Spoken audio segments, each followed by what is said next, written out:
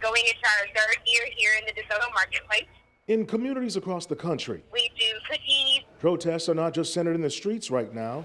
Some consumers are engaging in economic protests that are benefiting small businesses like Kay Bee's Bakery We have amazing coffee nut brownies. and other shops in DeSoto Marketplace. This type of grassroots effort is integral to our success. Across social media, there's a push to make July 7th Blackout Day 2020. Its official website describes it as a call to action, urging people to avoid spending money unless it's with a black-owned business, anywhere from banks, grocery stores, gas stations, salons, and other shops.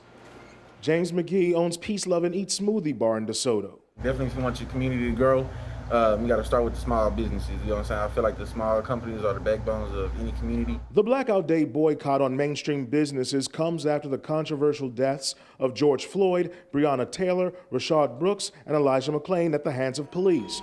And for weeks during this period of racial and civil unrest, there's been a grassroots call to action in support of black-owned establishments. Within the last 30 days, we've seen measurable increases in numbers. According to Nielsen, African Americans spend nearly $1.3 trillion annually. Janie Zapata's restaurant was a staple at Dallas Farmers Market, but the pandemic changed operations. Community support is now helping her open JS International Grill in DeSoto Marketplace. Some people, they don't know we are existing. Now they know they have different businesses, they need the support. Blackout Day organizers hope their efforts lead to social justice and legislative changes This feels different. This has been a consistent effort. and equal access to funding for all. In DeSoto, I'm Damon Fernandez.